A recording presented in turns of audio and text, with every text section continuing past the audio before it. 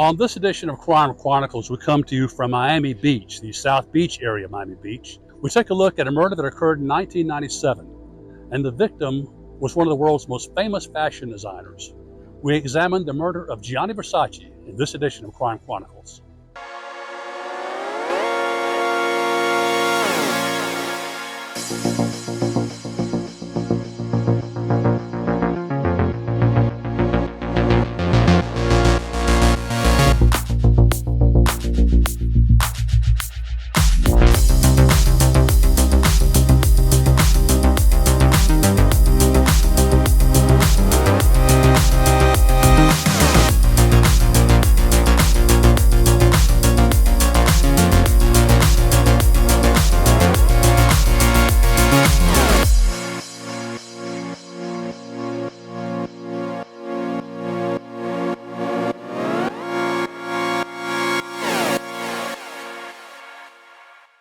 In the spring and summer of 1997, Gianni Versace and 4 other men were the victims of a spree killer named Andrew Cunanan. What is a spree killer, and how does a spree killer differ from a serial killer or a mass murderer?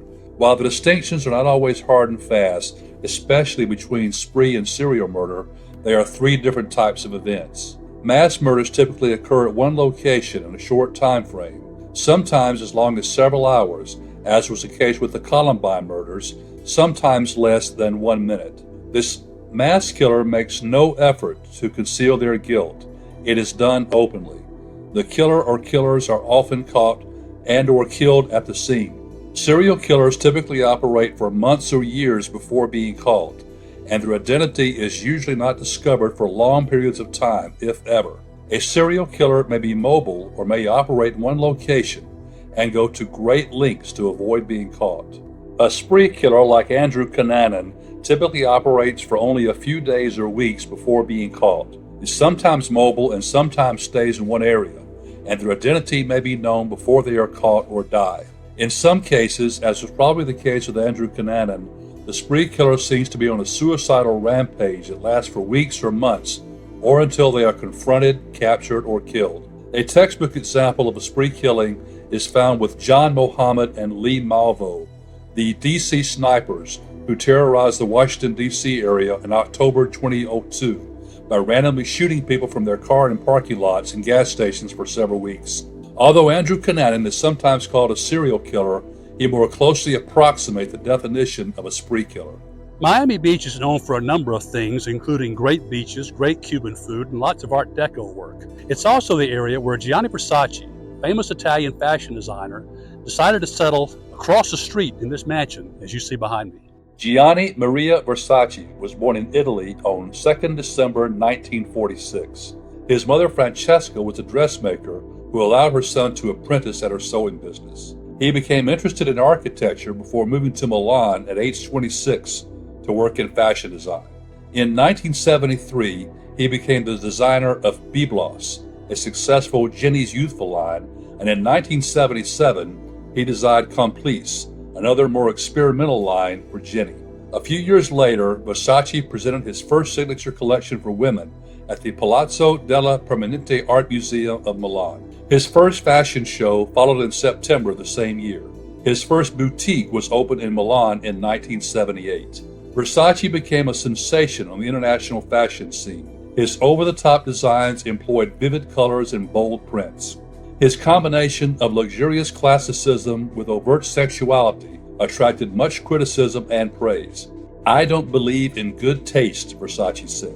"Some time back, I took an architectural tour of Miami Beach, and our guide told our group what others had said about Versace's design compared to that of his fashion rival, Giorgio Armani.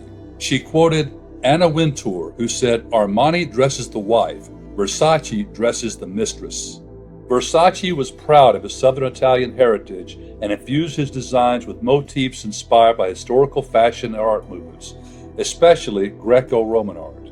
He also allowed his love of contemporary art to inspire his work, creating graphic prints based on the work of American pop artist Andy Warhol.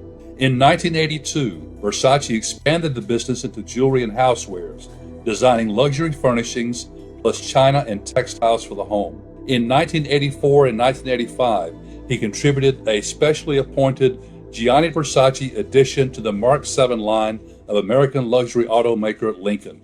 Versace employed celebrities in his marketing campaigns and seated them in the front rows of his fashion shows, the first to do so. He is also credited with inventing the supermodel vogue of the 1990s by discovering and featuring major supermodels including Naomi Campbell, Christy Turlington, and Linda Evangelista. Gianni Versace's clients included the likes of Elton John, Princess Di, Eric Clapton. Many people in show business and entertainment world were friends of or clients of Gianni Versace in the 1990s. Gianni Versace did not live in the city of Miami. He resided in the city of Miami Beach, which, like the city of Miami, is in Dade County, Florida. In the late 1990s, the city of Miami Beach, especially the South Beach area, was enjoying a renaissance and was one of the most vibrant areas of Dade County, aided in part by the presence of Gianni Versace, its most famous resident. He symbolized the area's flamboyance and vibrant atmosphere. It was public knowledge that his mansion, now known as the Villa Casa Casarina, was in the heart of South Beach on Ocean Drive, and that Versace often ventured out in public. Versace met his partner, a model named Antonio D'Amico, in 1982. Their relationship lasted until Versace's murder. During this time, Versace was diagnosed with ear cancer. He was declared cancer-free 6 months before he was murdered. Exactly what motivated Andrew Cunanan to go on his killing spree is not known. After all, the investigation of his life had to be done post-mortem. He was dead by the time the case was investigated. What is known is that he suffered a very traumatic childhood, grew up in California, and that he also had delusions of grandeur. He very often claimed to know people he didn't know, to have experienced things he had not experienced. He was also adept at changing his appearance as well. But at some point, Cunanan snapped. Andrew Cunanan was born on August 31st, 1969 in National City, California, of Filipino and Italian ancestry. His father, Modesto, was a Navy veteran who was serving in the Vietnam War at the time of his son's birth. Modesto Cunanan later worked as a stockbroker. Raised in a lower middle-class household but educated at affluent schools well above his family's economic status, Andrew Cunanan was remembered as very talkative and very bright, testing with an IQ of 147. But as a teenager, Cunanan developed a reputation as a prolific liar, telling tall tales about his family and personal life. Throughout most of his life, he was adept at changing his appearance. He was also very status conscious, a trait he inherited from his father. He was manipulative and would change his personality to suit any situation to meet his needs. Cunanan openly identified as gay in high school when he began having liaisons with wealthy older men. He was voted most likely not to be forgotten by his classmates. Beside his high school yearbook pic, he put Après moi le déluge, French for after me the storm. After graduating from high school in 1987, Cunanan enrolled at the University of California, San Diego, where he majored in American history. In 1988, when Andrew was 19, Modesto Cunanan deserted his family and moved to the Philippines to evade arrest for embezzlement. Andrew Cunanan began frequenting local gay clubs and restaurants, and his mother, a devout Catholic, confronted him about his sexual orientation. This brought a violent end to their relationship. In 1989, Cunanan dropped out of UC San Diego and settled in the Castro district of San Francisco, a center of gay culture. He moved in with a female friend from San Diego and her boyfriend. In San Francisco, Cunanan continued befriending wealthy older men and also reportedly began creating violent pornography. He also socialized in the Hillcrest and La Jolla neighborhoods of San Diego and in Scottsdale, Arizona, primarily subsisting off the largesse of wealthy, older gay men.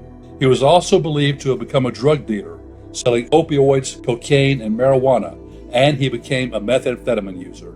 In September 1996, Cunanan broke up with Norman Blatchford, a wealthy older man who had been hosting and financially supporting him. Cunanan was always the host and the center of attention in a social or bar setting, and always picked up the tab, so he maxed out Blatchford's credit cards. As he entered his late 20s and early 30s, Cunanan began losing touch with the party scene and found himself unable to compete for the attention of older men. He had gained weight, started losing his hair, and by some accounts, Cunanan believed he was HIV positive, but an autopsy would reveal otherwise. As is sometimes the case with spree killers, Andrew Cunanan did not stay in one place for very long. We know he had a violent childhood, and in fact, at one point, he threw his mother against the wall so hard she separated her shoulder. But exactly what made Andrew Cunanan go off the way he did is not clear. We do know his murderous spree started in Minneapolis, Minnesota, with a roommate, Jeffrey Trail. By April 1997, Cunanan was abusing painkillers and was drinking excessively. He told friends he was leaving San Diego for Minneapolis to take care of some business matters with Jeffrey Trail, who had recently distanced himself from Cunanan. Cunanan arrived at the Minneapolis airport on April 25th. He was picked up at the airport by David Madsen, a mutual friend of Cunanan and Trail's. He spent the night of April 25th with Madsen. The next day, April 26th, Cunanan went to Jeffrey Trail's apartment and stayed there while Trail was out of town. Trail was a former naval officer working as a district manager for a propane delivery company. He expected Cunanan to return to San Francisco upon leaving Minneapolis. Before Cunanan's visit, Trail told his sister that he did not want Andrew to come. A week before his death, Trail told someone that he had a huge falling out with Cunanan and said, "I made a lot of enemies this weekend. I've got to get out of here. They're going to kill me." On April 27th, 2 days after Cunanan's arrival to Minneapolis, he, David Madsen, and Jeffrey Trail had an argument in Trail's apartment. Cunanan found a claw hammer and used it to bludgeon Trail to death. Trail's body was left in his apartment. Andrew Cunanan's first victim, Jeffrey Trail, was well known to him, and so was his second victim, David Madsen. 33-year-old David John Madsen was a St. Paul, Minnesota-based architect who had met Cunanan in a bar in San Francisco. Upon Madsen's return to Minnesota, he and Cunanan began a long-distance relationship, but Madsen ended the relationship in the spring of 1996, telling friends he sensed something shady about Cunanan. Cunanan told friends that Madsen was the love of his life. When Madsen picked up Cunanan at the Minneapolis-St. Paul airport, Cunanan was not his usual outgoing, gregarious self. He was withdrawn, extremely aloof, and even struck those who met him as angry. Authorities believe Madsen remained in his apartment with Cunanan 2 days after Trail's murder, as one neighbor witnessed both men in the apartment elevator on April 28th, and another neighbor witnessed the pair walking Madsen's dog on April 29th. Investigators initially treated Madsen as a suspect or an accomplice in Trail's murder. Perhaps when Jeff Trail told his sister that they were going to kill him, he may have meant both Cunanan and Madsen. But Madsen's family insisted he was held hostage or was being manipulated by Cunanan. On May 2nd, Madsen and Cunanan were seen north of Minneapolis, driving in Madsen's Jeep and eating lunch together in a bar. The following morning, a fisherman found David Madsen's body on the east shore of Rush Lake, near Rush City, Minnesota, about 60 miles north of Minneapolis, with gunshot wounds to the head and back from the .40 caliber Taurus PT-100 semi-automatic pistol Cunanan had taken from Jeff Trail's home. Madsen had exited his car and probably tried to run away from Cunanan before being shot. After killing his first two victims in Minnesota, Andrew Cunanan did what many spree killers do. He went across state lines, this time to Chicago, Illinois. His third victim was 72-year-old real estate developer Les Miglin. It is not clear whether or not Miglin and Cunanan knew each other prior to what happened. Miglin's family insists that Miglin did not know Andrew Cunanan. Authorities believe differently. Based on the way Miglin was killed, they believe there was a prior connection between the two men. On May 3rd, Cunanan drove Madsen's stolen car over 400 miles to Chicago. Contrary to what I said in my video, the third victim was named Lee and not Les Miglin. Lee Miglin was a prominent 72-year-old Chicago real estate developer. With the murder of Lee Miglin, Cunanan graduated to a new level of cruelty. Miglin's hands and feet were bound. He was covered with a sheet, stabbed over 20 times, and had his throat slashed by a hacksaw. Now, Cunanan was killing for pleasure. Although Miglin's family maintained that the two men did not know each other, such a murder, one that is more personal and intimate than shooting someone with a gun, is typically perpetrated against someone with whom the killer has a personal attachment. Investigators in Chicago noted Miglin's 1994 green Lexus LS sedan was missing from his garage, and found David Madsen's red Jeep parked on the street near Miglin's house.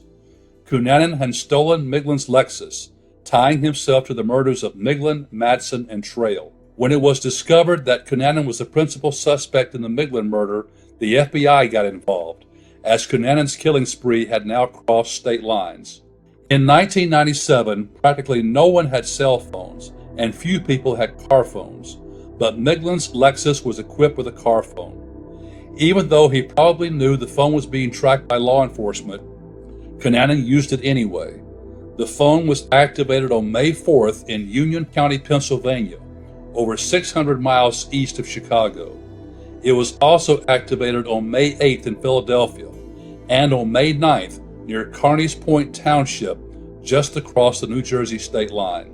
On May 9th in Pennsville Township, New Jersey, at Finns Point National Cemetery, Cunanan shot and killed 45-year-old cemetery caretaker William Reese. Later that day, when Bill Reese did not return home for dinner, his wife visited the cemetery to check on him and found his office door ajar with the radio playing inside.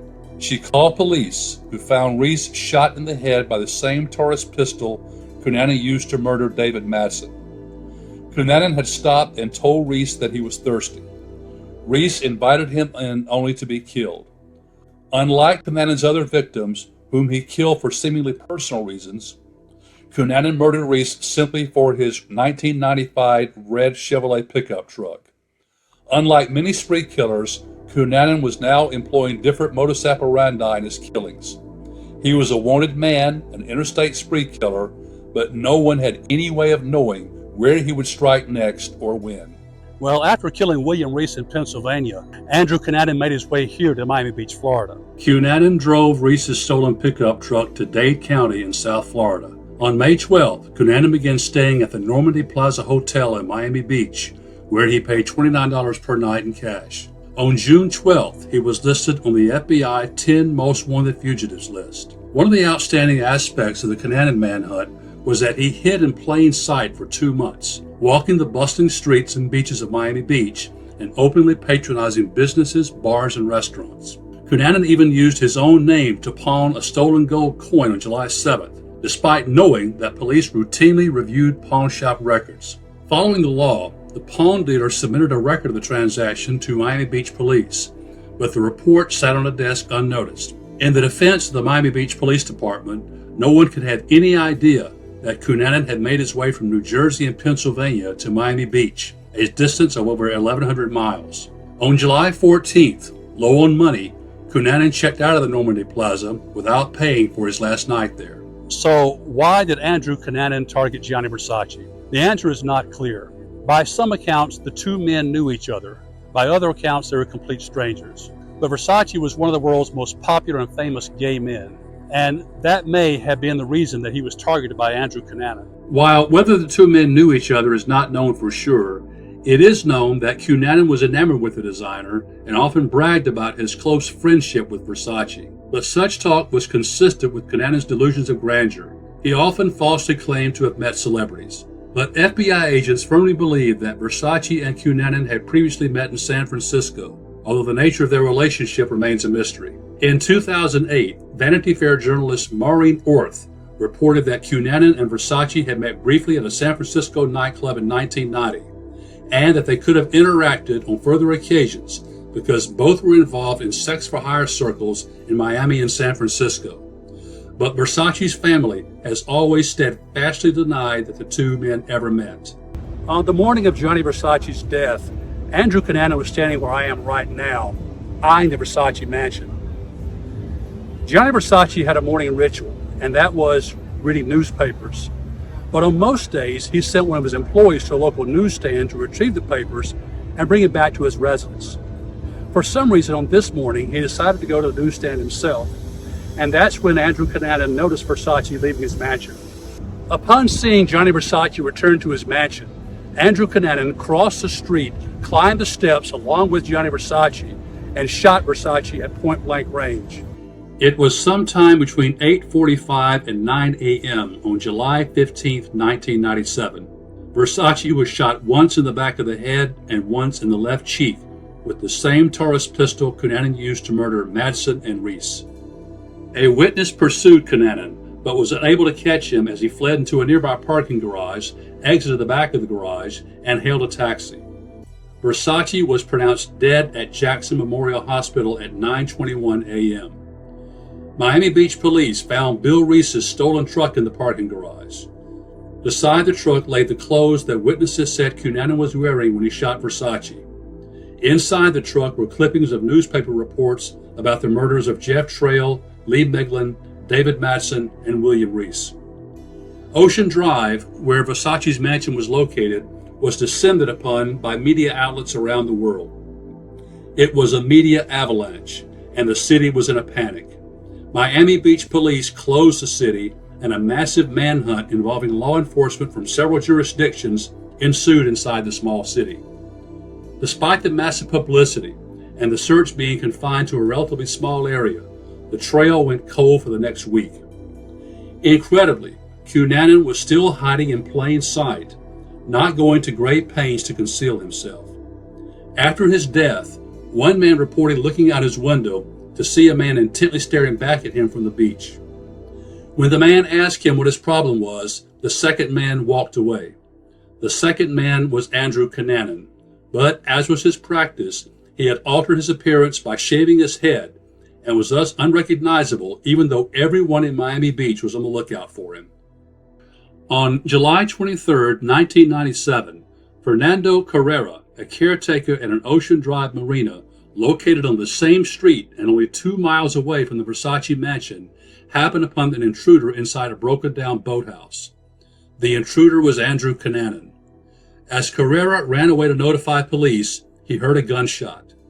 With the news media filming the standoff from all possible angles, including from the air, police swarmed the boathouse and demanded that Cunanan come out.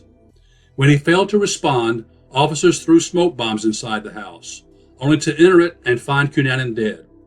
While lying in bed, he had shot himself in the head with the Taurus pistol stolen from Jeffrey Trail, the same weapon he used to kill Madsen, Reese, and Versace.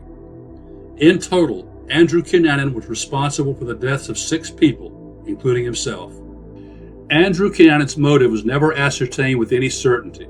Perhaps his drug use sent him over the edge.